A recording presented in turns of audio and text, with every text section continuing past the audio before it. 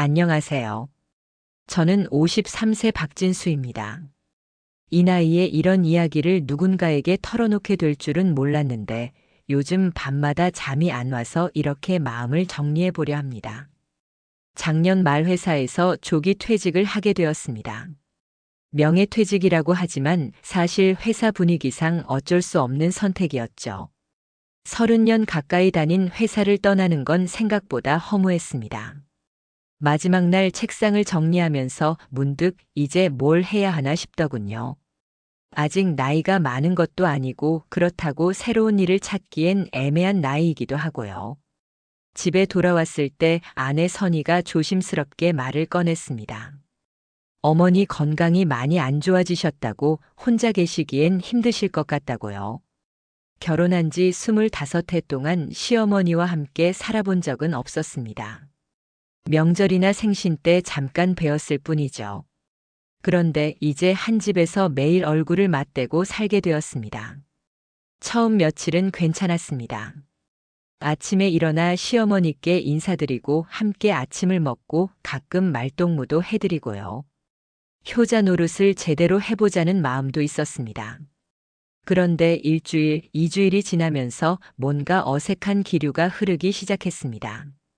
시어머니께서는 아침 6시면 어김없이 일어나셔서 텔레비전을 틀어놓으시는데 소리를 제법 크게 해놓으십니다. 귀가 좀 어두워지셔서 그런 거겠지만 저는 원래 좀 늦게 일어나는 편이라 자연스럽게 잠에서 깨게 되었죠. 뭐 이 정도야 적응할 수 있다고 생각했습니다. 그런데 하루는 제가 거실에서 신문을 보고 있는데 시어머니께서 말씀하시더군요. 남자가 집에만 있으니 답답하지 않느냐고 밖에 나가서 뭔가 해볼 생각은 없느냐고요. 물론 걱정해서 하시는 말씀인 줄 알지만 왠지 저를 집에서 내보내려는 것 같은 느낌이 들었습니다. 아내는 퇴근 후 저녁 준비를 하고 어머니 드실 약을 챙기고 이런저런 집안일을 처리하느라 늘 바빠 보였습니다. 저도 도와드리려고 하는데 시어머니께서는 남자가 부엌일에 나서는 걸 별로 좋아하지 않으시는 것 같았어요. 그렇다고 제가 할 일이 특별히 있는 것도 아니고 묘하게 이 집에서 저만 덩그러니 남은 기분이었습니다. 저녁 시간이 가장 어색했습니다. 세 사람이 식탁에 앉아 있으면 대화가 자연스럽게 이어지지 않더군요. 아내는 어머니와 저 사이를 오가며 이야기를 전하려 애쓰지만 저와 시어머니 사이에는 보이지 않는 벽 같은 게 있는 것 같았습니다. 그냥 조용히 밥만 먹고 각자 방으로 돌아가는 날들이 많아졌어요. 밤에 잠자리에서 아내에게 물어봤습니다. 어머니께서 제가 집에 있는 걸 불편해 하시는 것 같다고요. 아내는 그런 게 아니라며 어머니도 적응 기간이 필요하실 거라고 했지만 저는 왠지 확신이 서지 않았습니다. 이상하게도 제가 이 집의 가장이라고 생각해 왔는데 정작 이 집에서는 손님 같은 기분이 들었습니다. 시어머니의 집, 아내의 집, 그 사이에 끼어든 저 같은 느낌이랄까요. 뭔가 어긋나고 있다는 생각이 들면서도 이런 마음을 가지는 제 자신이 너무 속 좁은 건 아닌가 하는 자책도 들었습니다. 그런 날들이 한 달 정도 지났을 때였습니다. 어느 화요일 오전이었는데 저는 거실에서 인터넷으로 취업 사이트를 보고 있었어요. 시어머니께서는 소파에 앉아 아침 드라마를 보고 계셨고요. 드라마가 끝나고 광고가 나오자 시어머니께서 저를 보시더니 말씀하시는 거예요. 진수야, 매일 집에만 있으니까 사람이 무기력해 보인다고. 남자가 이렇게 집에만 붙어 있으면 안 된다고요. 그러면서 옆집 아저씨는 퇴직하고도 이것저것 하시던데 나도 뭔가 해볼 생각은 없느냐고 하시더군요. 그 말을 들으니 가슴이 좀 답답해졌습니다. 물론 맞는 말씀이긴 한데 하루 종일 집에서 뭘 하고 있는 저를 보시는 게 그렇게 답답하시나 싶었어요. 저도 나름대로 이런저런 알아보고 있다고 말씀드렸더니 시어머니께서 한숨을 쉬시면서 하시는 말씀이 가슴에 꽂혔습니다. 옛날 남자들은 퇴직해도 뭔가 해볼 줄 알았는데 요즘 남자들은 너무 의존적이라고 집안일도 서툴고 밖에서도 별로 할 줄 아는 게 없어 보인다고 하시더군요. 그 말을 들으니 제가 무능한 사람 취급을 받고 있다는 생각이 들었습니다. 저도 모르게 좀 날카로운 목소리로 대답했어요. 제가 이렇게 집에 있는 것도 어머니를 모시려고 하는 건데 그게 그렇게 꼴 보기 싫으시냐고요. 순간 시어머니 얼굴이 굳어지시더군요. 자기가 누구 덕에 내쫓는다는 식으로 말하느냐고 고마워서 모셔다 드린 건 아니지 않느냐고 하시는 거예요. 그때 마침 아내가 집에 들어왔습니다. 시장에 다녀오는 길이었는데 집안 분위기가 이상한 걸 바로 눈치채더군요. 어머니는 선희한테 남편이 자기를 귀찮아한다며 목소리를 높이셨고 저는 그게 아니라고 해명하려 했지만 말이 잘 안 나왔어요. 아내는 두 사람 사이에 서서 어머니를 달래면서 저한테는 눈빛으로 그만하라는 신호를 보냈습니다. 저는 그런 아내의 모습이 좀 서운했어요. 제 편을 들어주기보다는 어머니 편을 드는 것 같았거든요. 그날 저녁은 정말 조용했습니다. 시어머니께서는 기분이 상하신 게 역력했고 아내는 계속 눈치를 보며 분위기를 풀어보려 애쓰고 있었어요. 저는 그냥 밥만 먹고 방으로 들어갔습니다. 밤에 아내가 방에 들어와서 조용히 말하더군요. 어머니가 많이 서운해 하신다고 자기도 중간에 끼어서 힘들다고요. 저도 억울한 마음을 토해놨어요. 제가 뭘 잘못했길래 저런 식으로 말씀하시냐고 저도 이 집에서 눈치 보면서 살고 있다고요. 아내는 한참 동안 말이 없다가 한숨을 쉬면서 말했어요. 어머니도 갑자기 아들이 집에 있게 되니까 어색하실 거라고 조금만 참아달라고요. 하지만 저는 그게 이해가 잘 안 됐어요. 제가 왜 제 집에서 참아야 하는지, 제가 뭔가 잘못하고 있는 건지 헷갈렸거든요. 그날 밤 잠이 잘 안 왔습니다. 창문 밖으로 보이는 가로등 불빛을 보면서 생각했어요. 이게 효도인가 아니면 그냥 서로 불편한 동거인가. 시어머니와 저 그리고 그 사이에서 힘들어하는 아내. 뭔가 틀어지고 있다는 생각이 계속 들었습니다. 그 일이 있고 며칠 동안은 집안 분위기가 얼어붙어 있었습니다. 시어머니께서는 저와 눈을 잘 마주치려 하지 않으셨고 저도 괜히 어색해서 인사만 간단히 드리고 말았어요. 아내만 그 사이에서 애쓰고 있었죠. 선희는 아침마다 어머니께 안부를 묻고 저한테는 괜찮냐고 물어보고 저녁에는 둘 다 기분 좋게 만들어 보려고 이런저런 이야기를 꺼내보곤 했습니다. 하지만 어색한 분위기는 쉽게 풀리지 않더군요. 어느 날 저녁 아내가 설거지를 하고 있을 때 제가 옆에서 도와드리려고 했어요. 그런데 시어머니께서 거실에서 보시더니 한마디 하시는 거예요. 남자가 부엌 일까지 하면 여자는 뭘 하냐고 옛날에는 그런 법이 없었다고요. 아내가 재빨리 대답했어요. 요즘은 남편들도 많이 도와준다고 괜찮다고요. 하지만 시어머니께서는 못마땅한 표정을 지으시더군요. 저는 그냥 손을 뗐습니다. 괜히 또 분위기 나빠질까 봐서요. 그날 밤 잠자리에서 아내와 이야기를 나눴습니다. 선희가 먼저 입을 열었어요. 자기가 정말 힘들다고 어머니와 남편 사이에서 어떻게 해야 할지 모르겠다고 하더군요. 목소리에 지친 기가 묻어 있었어요. 저도 제 마음을 털어놨습니다. 어머니를 모시는 건 당연한 일이라고 생각하는데 왜 이렇게 불편하고 어색한지 모르겠다고요.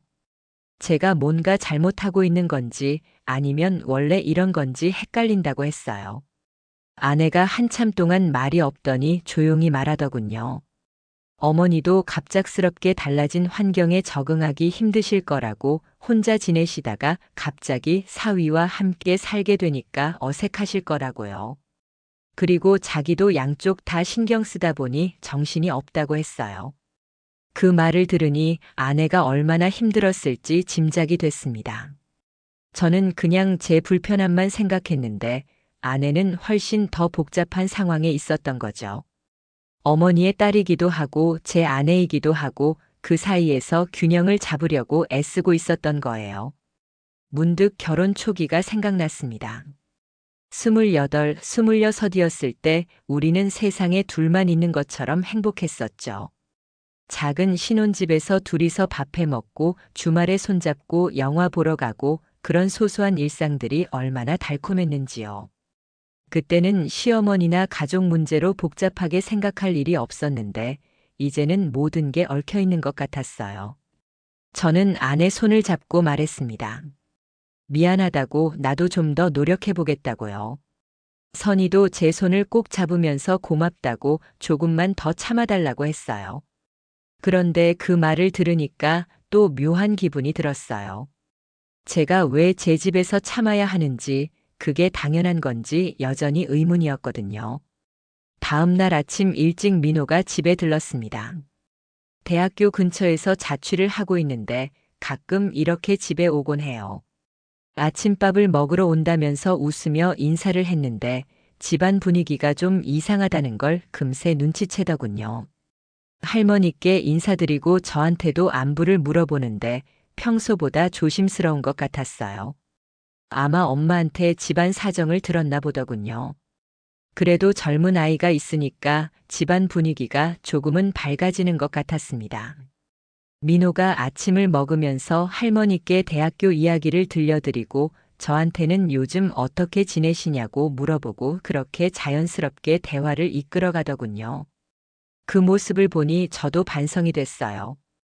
왜 저는 이렇게 어색해하고 있을까, 좀 더 자연스럽게 할 수는 없을까 하는 생각이 들었습니다.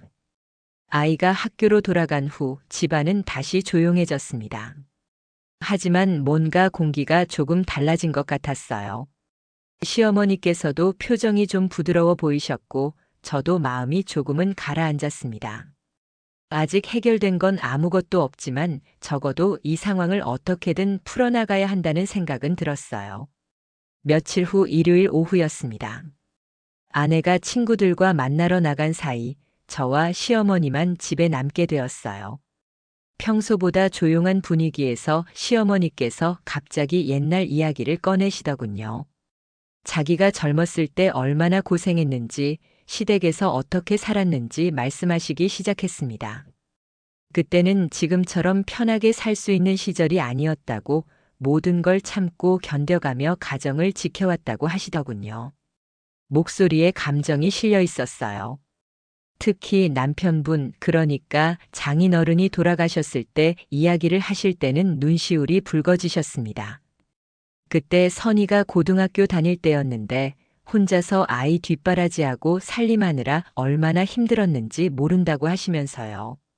밤에 혼자 울면서도 아이 앞에서는 울 수 없어서 화장실에 가서 소리 없이 눈물을 흘렸다고 하시더군요. 그 이야기를 들으면서 마음 한편이 무거워졌습니다. 시어머니의 그런 과거를 자세히 들어본 적이 없었거든요. 결혼할 때도 아내한테서 간단히 들었을 뿐이고 그동안은 그냥 평범한 시어머니로만 생각해왔던 것 같아요. 그런데 시어머니께서 갑자기 저를 보시면서 하시는 말씀이 가슴에 꽂혔습니다. 자기가 그렇게 고생해서 선희를 키웠는데 이제 나이 들어서 딸한테 의지하게 되었다고, 그런데 사위는 자기를 부담스러워하는 것 같다고 하시는 거예요. 내가 없었으면 선희가 제대로 자랄 수 있었겠냐고, 그 덕에 진수 씨도 좋은 아내를 만난 거 아니냐고 말씀하시더군요. 순간 할 말이 없어졌습니다. 틀린 말씀은 아니었거든요. 정말로 시어머니가 혼자서 아내를 훌륭하게 키워주신 덕분에 제가 좋은 사람을 만날 수 있었던 거니까요. 하지만 동시에 뭔가 답답한 기분도 들었어요. 그 은혜를 갚기 위해서 제가 이렇게 불편함을 감수해야 하는 건지, 그게 당연한 도리인지 혼란스러웠습니다. 저도 모르게 제 부모님 생각이 났습니다. 아버지는 제가 30살 때 돌아가셨고, 어머니는 그 후 몇 년 더 계시다가 저희가 결혼하고 얼마 안 되어서 세상을 떠나셨어요. 그때는 신혼이라 바쁘다는 핑계로 자주 찾아뵙지도 못했고 특별히 효도다운 효도도 못 해드렸던 것 같아요. 문득 그런 생각이 들었습니다. 제가 제 부모님께 못다한 효도를 지금 시어머니께 해드려야 하는 건 아닐까 하는 마음과, 하지만 왜 하필 제가 그 몫까지 져야 하느냐는 마음이 동시에 들었어요. 복잡하고 이상한 감정이었습니다. 시어머니께서는 계속 말씀을 이어가셨어요. 요즘 젊은 사람들은 자기만 생각한다고, 부모가 힘들어도 모른 척하고 자기 편한 대로만 살려고 한다고 하시면서요.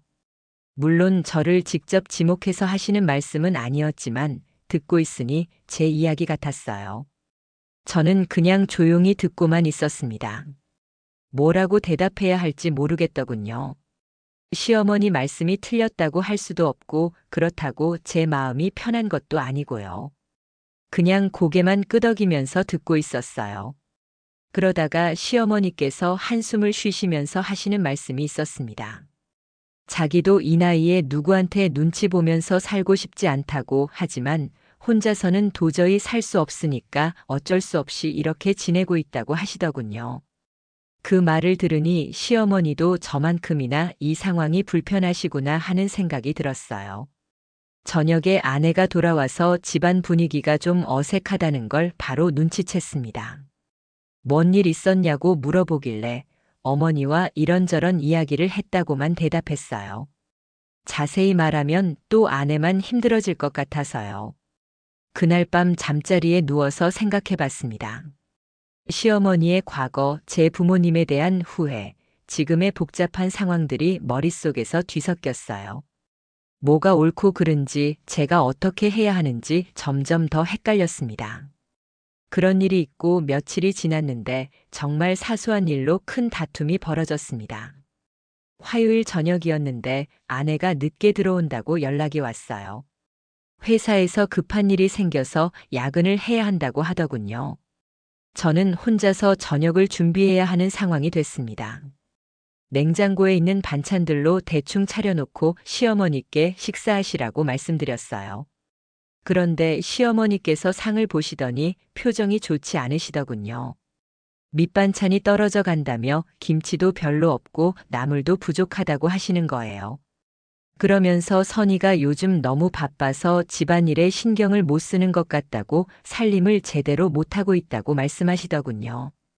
저는 아내가 회사 일도 하면서 집안일까지 다 하려니 힘들 거라고 요즘은 다들 그렇게 산다고 말씀드렸어요.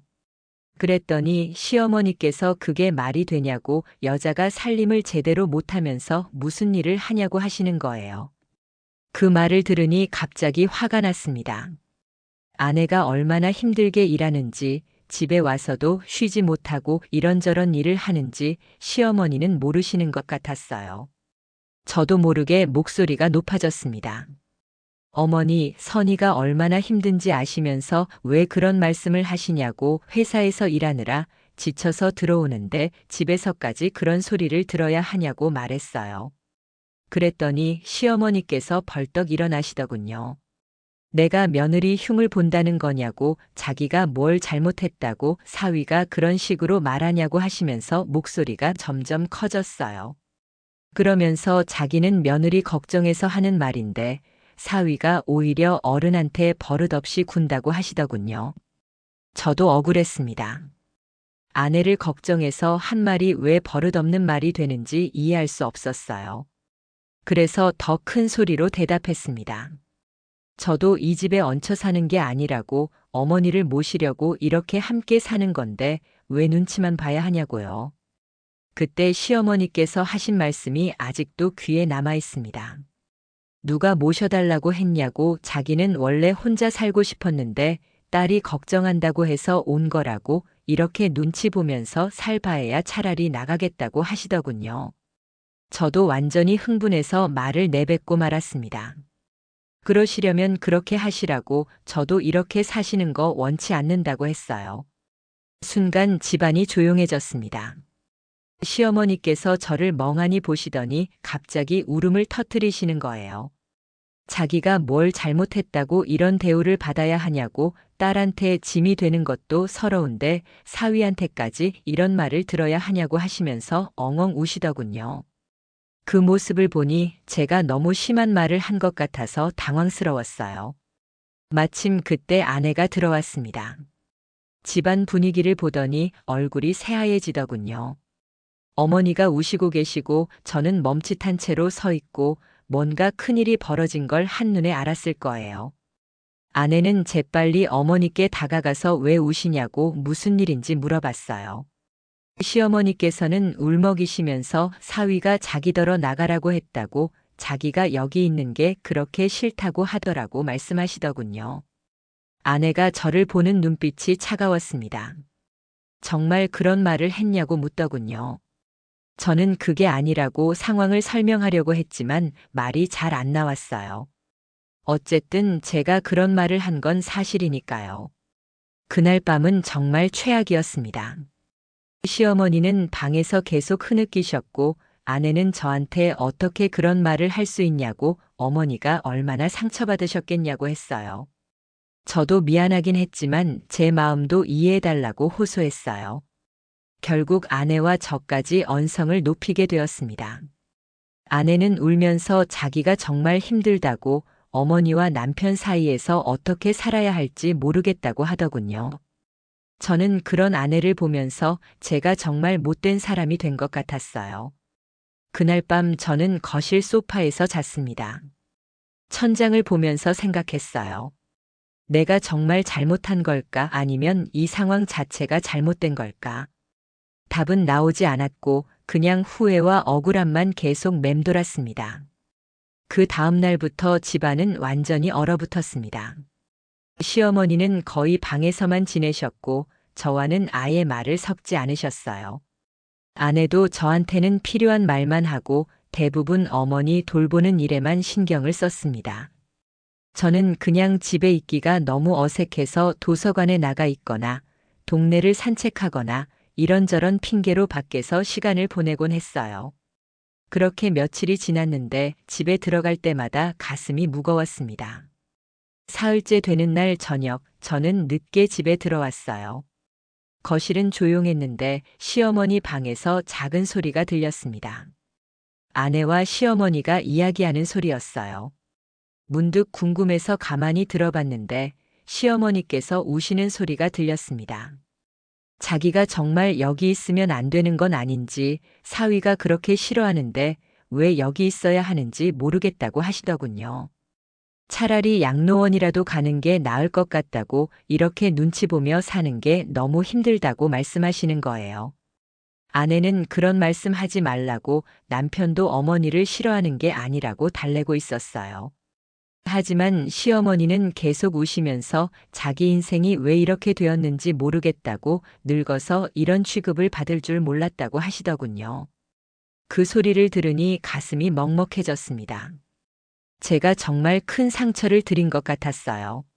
아무리 제가 불편하고 억울했다 해도 나이 든 어르신한테 그런 말을 해서는 안 되는 건데 하는 후회가 밀려왔습니다.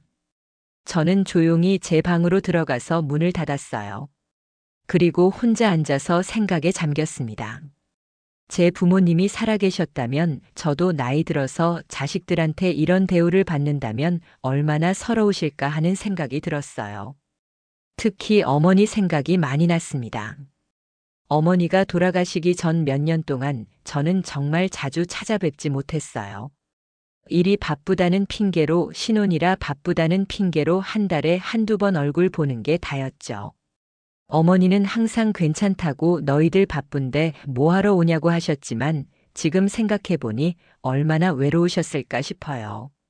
그때 제가 어머니께 제대로 효도하지 못한 것에 대한 죄책감과 지금 시어머니께 상처를 드린 것에 대한 미안함이 뒤섞였습니다. 어쩌면 이게 제가 받아야 할 벌인지도 모르겠다는 생각이 들었어요. 며칠 더 지나면서 집안 분위기는 더욱 무거워졌습니다. 시어머니는 거의 드시지도 않으시고 아내는 걱정에 잠을 못 자는 것 같았어요.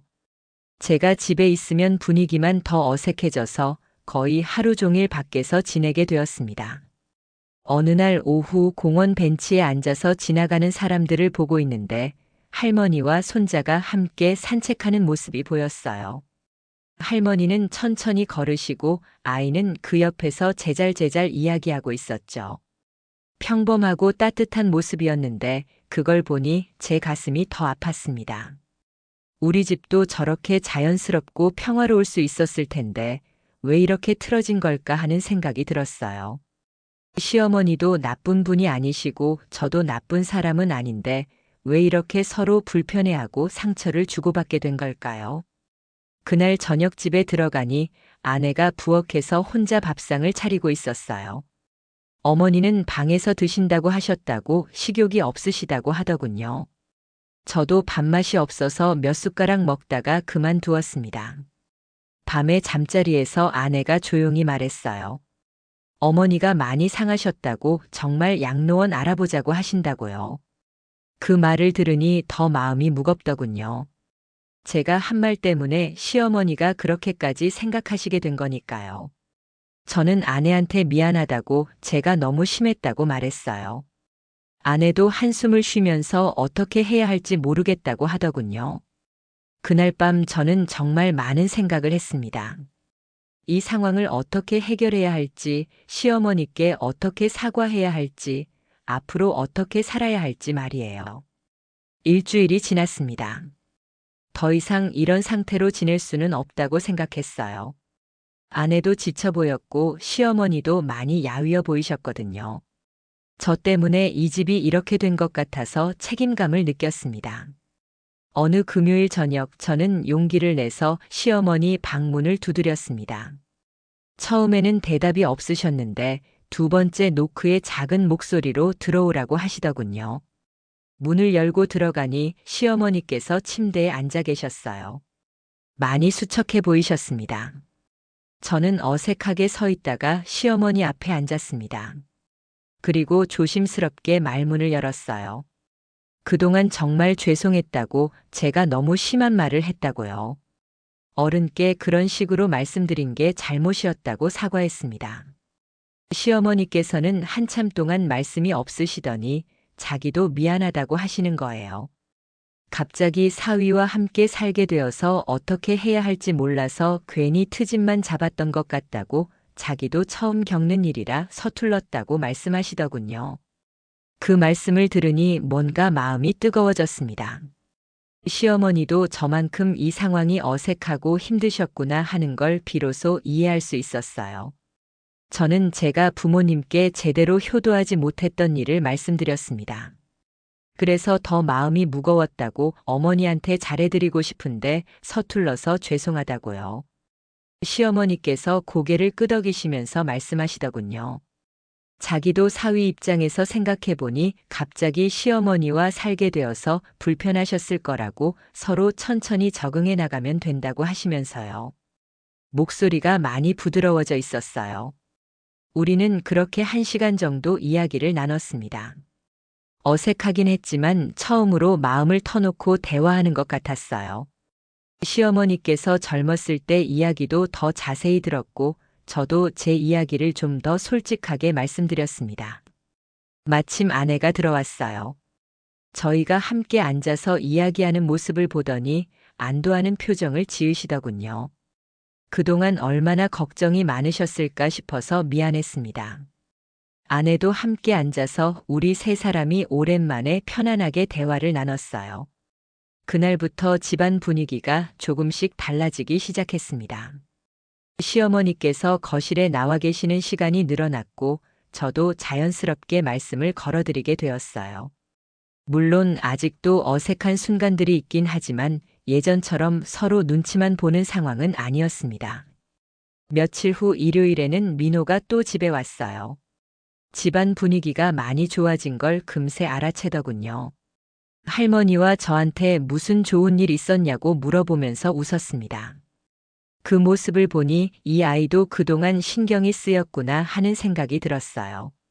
그날 저녁에는 온 가족이 함께 앉아서 밥을 먹었습니다.